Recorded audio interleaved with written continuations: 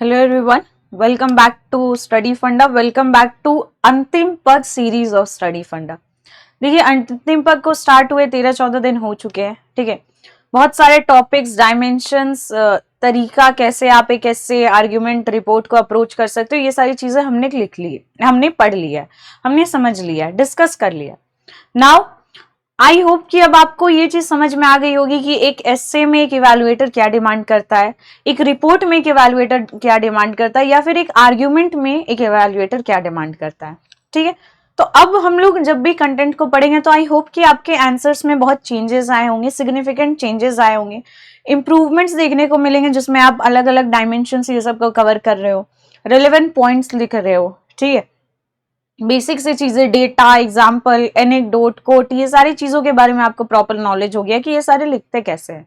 आज हमारा another topic आज हम डिस्कस करने वाले हैं। आज हमारा डे 14 रहेगा।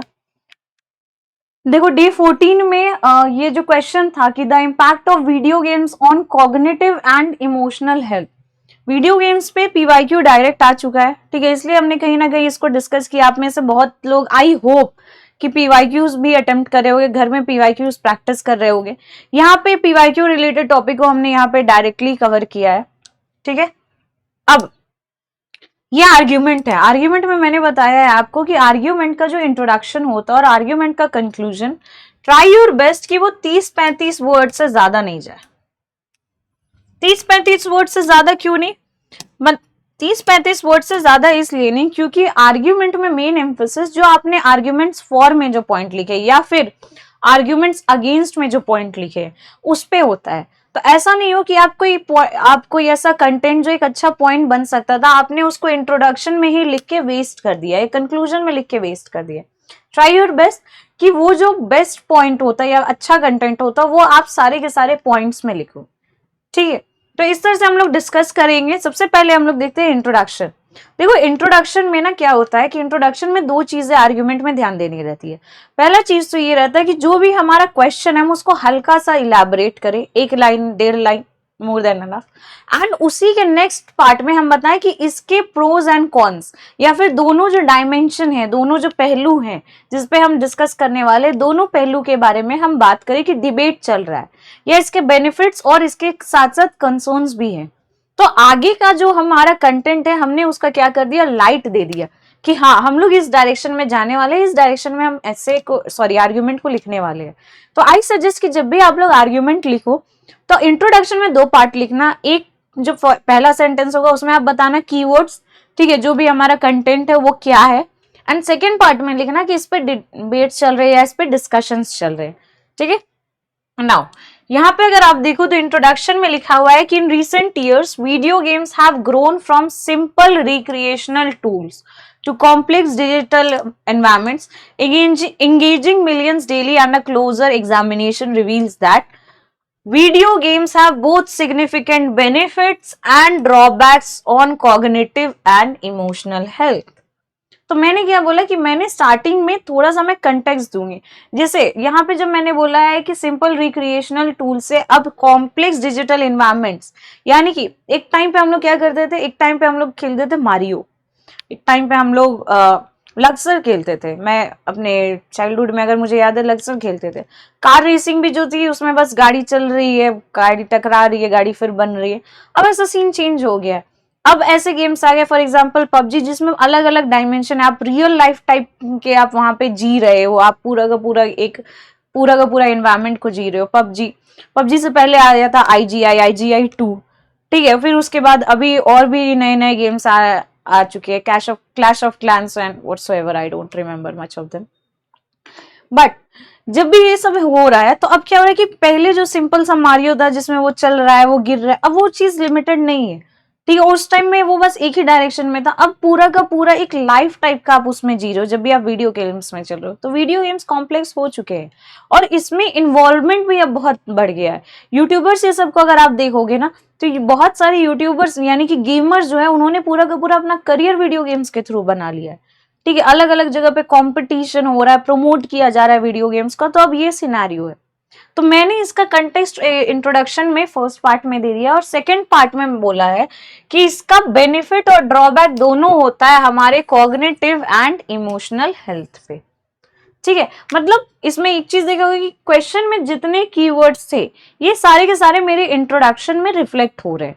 ठीक है, उसके साथ साथ मैंने एक होलिस्टिक अप्रोच रखा है इंट्रोडक्शन में। Now arguments for the motion. अब बहुत बच्चे कंफ्यूज रहते हैं कि मैम लिखे क्या, हेडिंग कैसे डाले।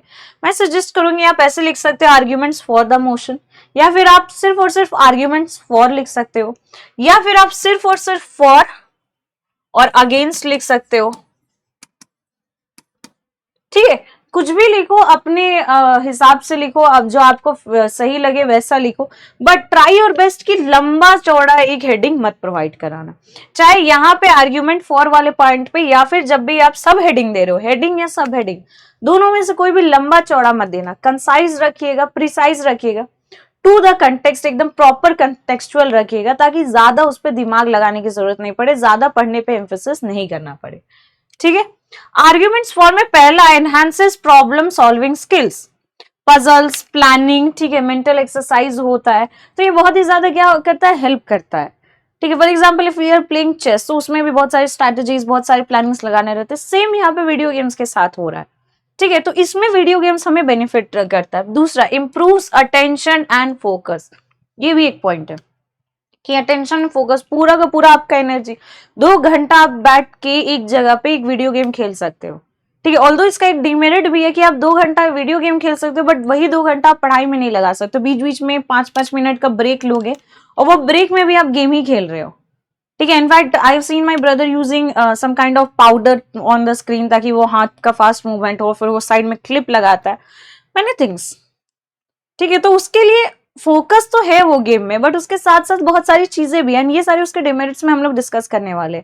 बट ये जो अटेंशन एंड फोकस है ये इंप्रूव हो रहा है। Action games, IGI I use to play, मुझे अच्छे से याद है कि मेरा कितना फोकस होता था और मैं कितनी, जैसे फर्स्ट पॉइंट में बोला कि प्लानिंग, स्ट्रैटेजी कैसे मारना है, क्या करना है, तो कहीं ना कहीं आपके मेंटल एक्सरसाइज हो रहे हैं और उसके साथ साथ आपका फोकस ये सब भी बढ़ रहा है, अटेंशन बढ़ रहा है, माइन्यूट माइन्यूट चीजों को ध्यान में रखना, ये सारी चीजें आप कर रहे हो।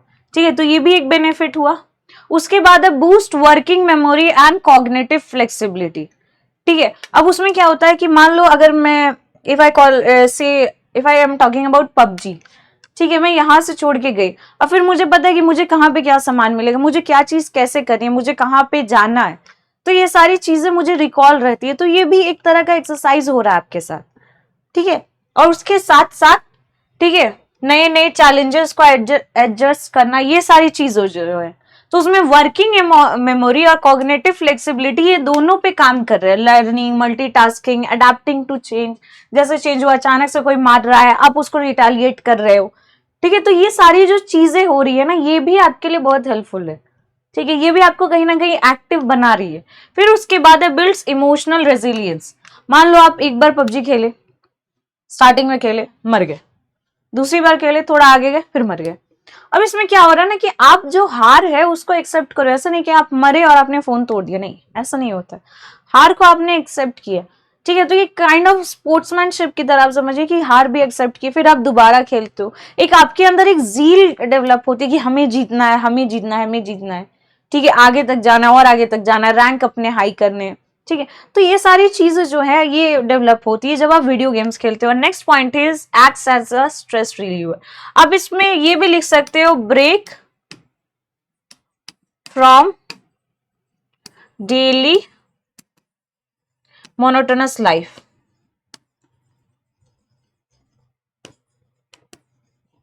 ठीक है, break from daily monotonous life, ऐसा मैंने क्यों लिखा, थक गए हो, पढ़ते पढ़ते थक गए हो, 1 घंटा गेम खेले, रिफ्रेश्ड हो गए। ठीक है, स्ट्रेस बहुत ज्यादा, सारी चीजें चल रही है, पूरा फोकस लगा के 1 घंटा गेम खेले, बाकी चीजें जो आपके दिमाग में पीछे पीछे घूम रही थी वो कहीं ना कहीं उनको एक पॉज लग गया, तो वो थोड़ा सा आपको रिलैक्सिंग लगता है।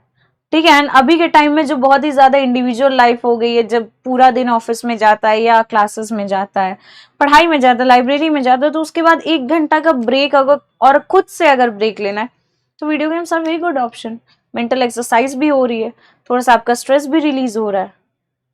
ठीक है, तो ये भी हाँ, यहाँ पे मैंने लिखा है break from daily monotonous life, same thing. ठीक है, दिन भर में जो मोनोटोनस, मुझे ऑफिस जाना है, मैं ऑफिस जा रही हूँ, फिर ऑफिस से मैं रूम, खाना पीना खाओ, पढ़ाई करो, सो जाओ, तो उसमें अब बीच में कहीं गेम हो रहा है तो हाँ, आज गेम में इस चीज में मजा आया, आज गेम में एक रैंक इंप्रूव हुआ, तो ये ब्रेक मिलता है। ठीक है, स्ट्रेस से ब्रेक मिलता है, मोनोटोनस लाइफ से ब्रेक मिलता है, तो ये भी बहुत ज्यादा हेल्पफुल रहता है। आगे के पॉइंट्स में हम लोग देखेंगे, encourages social interaction and cooperation. PUBG, again PUBG में क्या होता है, 4 लोग बैठे, भाई मारना है, भाई ऐसे करना है, ग्रुप बन गया, वो ग्रुप ही आपस में और ज्यादा इंटरेक्ट कर रही है, और ज्यादा फ्रेंडली हो गई, तो पबजी कहीं ना कहीं आपको सोशल इंटरेक्शन में हेल्प कर रहा है। ठीक है, यही पॉइंट लिखा हुआ है कि पबजी जो है सोशल इंटरेक्शन, कॉपरेशन में हेल्प कर रहा है। ठीक है, आप लोग साथ में सिंह बना रहे हो कि तू इधर जाएगा, तू पोचिंकी जाएगा, तुम यहाँ जाएगा, ऐसे करेंगे, वैसे मारेंगे, दिस दैट, सेम थिंग। ठीक है, साथ में काम कर रहे हो आप लोग, एक सिंक बन रहा है, कॉपरेशन हो रहा है, सेम थिंग। देखो पॉइंट जो है ना, पॉइंट्स बहुत ऑब्वियस है, वीडियो गेम जो है, वीडियो गेम पे पॉइंट्स तो और भी ज्यादा ऑब्वियस है, बिकॉज कहीं ना कहीं ऑलमोस्ट सारे स्टूडेंट वीडियो गेम्स ये सब खेलते ही रहते हैं। ठीक है, तो ये सारे पॉइंट्स बहुत ऑब्वियस है, लेकिन फोकस इस पे करना है कि जैसे सब हेडिंग्स आप देखोगे, ठीक है, सब हेडिंग्स देखोगे कितने कंसाइज है, ये एकदम कीवर्ड कीवर्ड का सब हेडिंग लिखा हुआ है, कोई भी सब हेडिंग जहाँ सेंटेंस की तरह इलाबरेटेड नहीं है। तो आप आर्टिकुलेशन पे ध्यान दो, आप अपने पॉइंट को कैसे प्रेजेंट कर सकते हैं, आप उस पे ध्यान दो।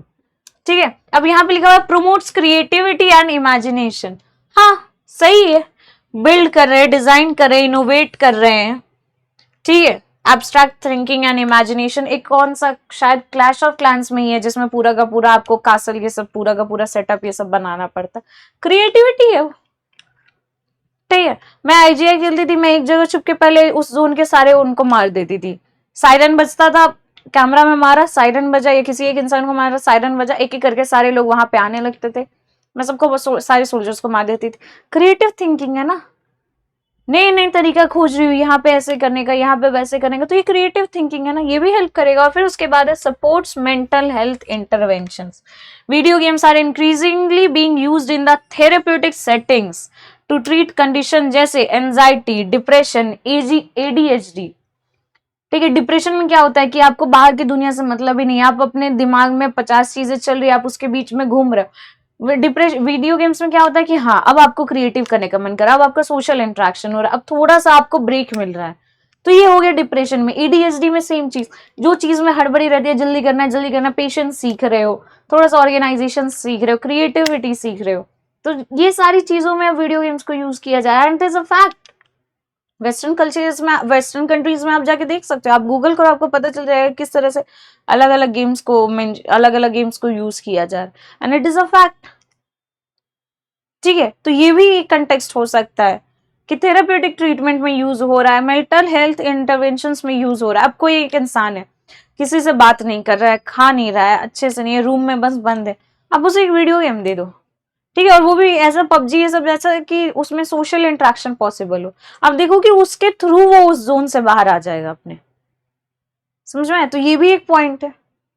अब देखो, यहाँ पे मैंने इकोनॉमिक पॉइंट्स के बारे में बात नहीं की, यहाँ पे मैंने सोसाइटी रिलेटेड पॉइंट्स के बारे में बात नहीं की। रीजन ये है कि क्वेश्चन में स्पेसिफिकली लिखा हुआ है कॉग्निटिव एंड इमोशनल हेल्थ, सिर्फ और सिर्फ मेंटल हेल्थ के बारे में लिखा हुआ है।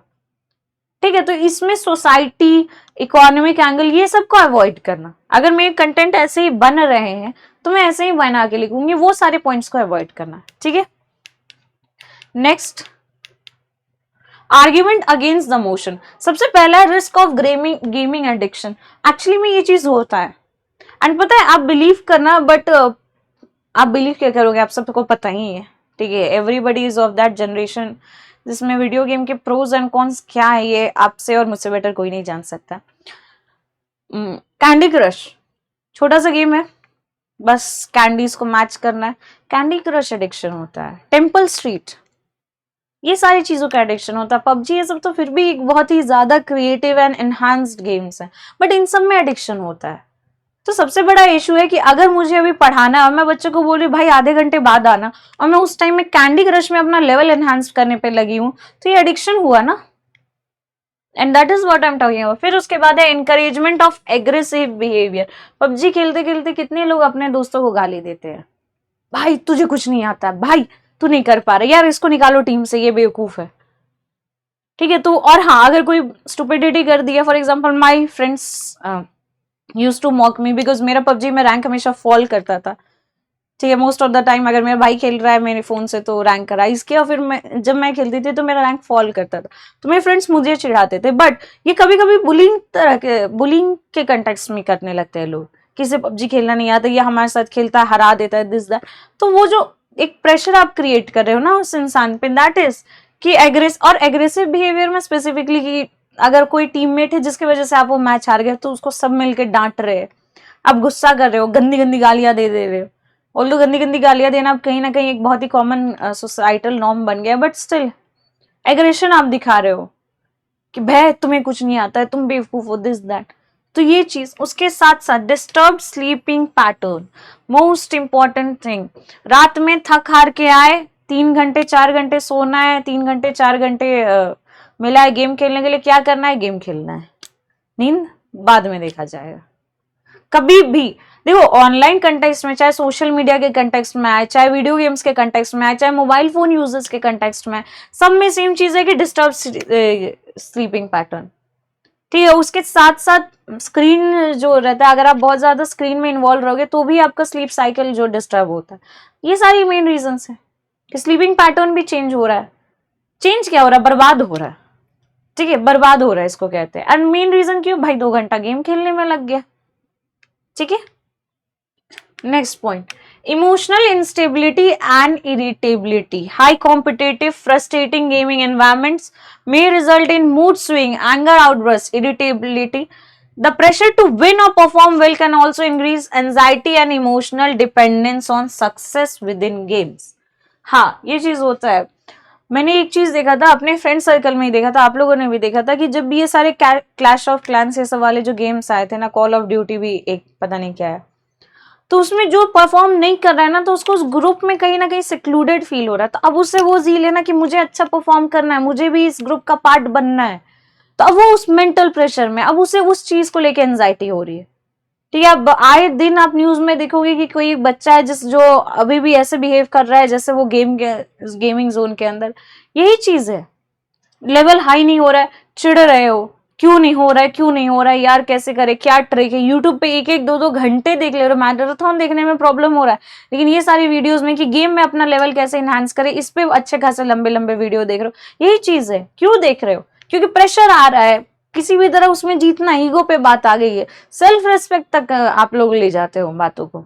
ठीक है, एंजाइटी हो रहा है, डिपेंड कर जा रहे हो कि अगर उसमें जीते हाँ मूड अच्छा है, अगर नहीं जीते दिन पूरा खराब जा रहा है, सब जगह चिड़चिड़ के काम कर रहे हो, मुझसे ये नहीं हो रहा, मुझसे क्यों, क्योंकि गेम में नहीं जीते। फिर उसके बाद है physical inactivity and related health risk. बैठे बैठे 4-5 घंटा गेम खेलना हेल्थ के लिए हार्मफुल है। बहुत ऑब्वियस पॉइंट, बहुत ऑब्वियस पॉइंट। 1 घंटा फुटबॉल खेलो और या फिर क्रिकेट खेलो और 4 घंटे वीडियो गेम खेलो, दोनों में से कौन ज्यादा बेनिफिशियल है? हर कंटेक्स्ट में फुटबॉल या क्रिकेट गेम ज्यादा बेनिफिशियल है। ठीक है, फिर उसके बाद है social withdrawal and isolation. While some games are social, excessive solo gaming may lead to individuals to withdraw from real life interaction, weakening social skills and increasing feelings of loneliness. देखो एक चीज ना, मैं आर्ग्यूमेंट में आप लोगों को suggest करूंगी, जब भी आर्ग्यूमेंट फॉर वाला सेक्शन लिखो ना, तो उसमें जितने पॉइंट्स है ना, कोशिश करो कि आर्ग्यूमेंट अगेंस्ट में ना आप उन्हें ही काउंटर कर रहे हो। इससे क्या होगा कि जो आपको टाइम लगता है आर्ग्यूमेंट फॉर में 5 टॉपिक सोचने के लिए और आर्ग्यूमेंट अगेंस्ट में 5 टॉपिक सोचने के लिए, अब आपको उतना टाइम नहीं लगेगा। आपने आर्ग्यूमेंट फॉर में जो 5 टॉपिक लिखे ना, उसी को काउंटर करके आर्ग्यूमेंट अगेंस्ट में लिख दो। फॉर एग्जाम्पल, ये जो सोशल विड्रॉल एंड आइसोलेशन है, ये encourages social interaction and cooperation का काउंटर आर्ग्यूमेंट है। अब इसमें मैंने बताया इंकरेजेस सोशल इंटरेक्शन में कि अगर गेम उस तरह का रहेगा जिसमें लोग सोशली इंटरेक्ट करें, तो हो सकता है कि उनका सोशल इंटरेक्शन बढ़ेगा। लेकिन फिर मैं बता रही हूँ कि अगर गेम सोलो गेम है, ठीक है, कोई वीडियो गेम कोई ऐसा है कि जिसमें अकेले मोस्ट ऑफ द टाइम लोग अपने फोन में अकेले घुसे पड़े हैं, तो उसमें क्या है कि सोशल इंटरेक्शन कम होगा। तो मैंने दोनों डायमेंशन, वीडियो गेम से रिलेटेड, सोशल इंटरेक्शन से रिलेटेड मैंने बता दिया, एक को आर्ग्यूमेंट फॉर में, एक को आर्ग्यूमेंट अगेंस्ट में। ठीक है, फिर उसके बाद जैसे ये वाला पॉइंट है, मेंटल हेल्थ इंटरवेंशन वाला पॉइंट है कि इन्हें थेरेप्यूटिक ट्रीटमेंट ये सब में यूज किया जा रहा है, बट अगर हम इसमें नहीं जीत रहे तो हमें एंजाइटी हो रही है। हमारा हार जीत इसमें जो है ये बाकी सारे फैक्टर्स को इन्फ्लुएंस कर रहा है, हमारे डेली शेड्यूल को इन्फ्लुएंस कर रहा है। तो ये सब क्या हो गया, ये इस पॉइंट का काउंटर आर्ग्यूमेंट हो गया, एंड यही चीज बताना है, ठीक है। फिर उसके बाद है डिक्लाइन इन एकेडमिक और प्रोफेशनल परफॉर्मेंस। ये भी बात सही है, पढ़ने के टाइम में गेम खेल रहे हो। फिर उसके बाद है शॉर्ट एंड अटेंशन स्पैन। हाँ, जो फास्ट पेस गेमिंग के चलते क्या हो रहा है कि अटेंशन स्पैन जो है कम हो जा रहा है, ठीक है। Over stimulate the brain with instant gratification, ठीक है। आप एक बहुत ही प्रोमिनेंट रील आया था जिसमें वो बंदा जो है वो कंटिन्यूअसली हाथ को ऐसे ऐसे ऐसे ऐसे कर रहा था या पैर को शेक कर रहा था, बिकॉज उसको उस गेम जोन में फास्ट एंड फॉरवर्ड एकदम चीजें फास्ट फास्ट चल रही है, attack this that, fast processing हो रहा है, मतलब दिमाग भी एकदम फास्ट फास्ट काम कर रहा है, तो उस जोन में रहने की आदत हो गई थी। तो जब वहां से हट के आप रियल लाइफ में आ रहे हो और देख रहे हो कि सारी चीजों का एक फिक्स्ड पेस है और उस फिक्स्ड पेस में चीजें चल रही, तो वहां पे आपको दिक्कत हो रहा है, अटेंशन आप नहीं दे पा रहे हो। आपको लग रहा है कि जैसे क्या होता है कि अगर आप यूट्यूब वीडियोस को ना 2x की स्पीड में सुनोगे ना, मान लो मेरा कोई एग्जाम है, मैं मोस्टली सारे वीडियोस को 2x की स्पीड में सुन रही, आपको ऐसा लगता है कि आपने वीडियो कवर कर लिया, बट कंटेंट आपके दिमाग में नहीं जाता है। और रियल लाइफ में फ्रस्ट्रेशन बढ़ती है क्योंकि आपको लगता है कि सामने वाला कितना धीरे बोल रहा है, या सामने वाला और फास्ट बोलो और फास्ट बोलो। काम की बात करो, जैसे हम बोलते काम की बात करो, अब उसमें कि जल्दी बोलो भाई, समरी दे दो, हो जाएगा। रील्स की वजह से ये चीज चल रहा है, ऑल्दो रील्स वाला एग्जांपल यहाँ पे रिलेवेंट नहीं होगा, बट रील्स की वजह से ये चीज चल रहा है कि 15 सेकंड और 30 सेकंड का रील देख देख के ऐसे आदत हुई कि अब 1 घंटा का रील देखना बिग डील। हाँ, वही 1 घंटा का अगर मैं स्टिल डाल दूं ना रील में, आप लोग वो देख लोगे कि रील में दिखा दे भाई कैसा चल रहा है। क्यों? क्योंकि 1 घंटा बैठने का पेशेंस नहीं है। ऐसा नहीं कि 1 घंटा है नहीं आपके पास, 1 घंटा है आपके पास, पर 1 घंटा बैठे रहना वो पेशेंस खत्म हो गया, ठीक है।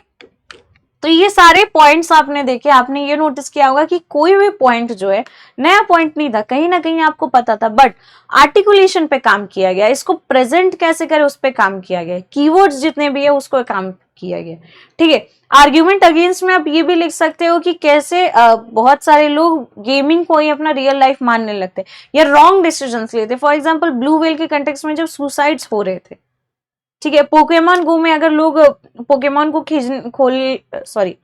खोजने के चक्कर में इधर उधर जा रहे हैं, एक्सीडेंट्स हो रहे हैं, समझ में आया। तो आप उसके ऊपर वो सारी चीजों को भी आप यहाँ पे मेंशन कर सकते हैं।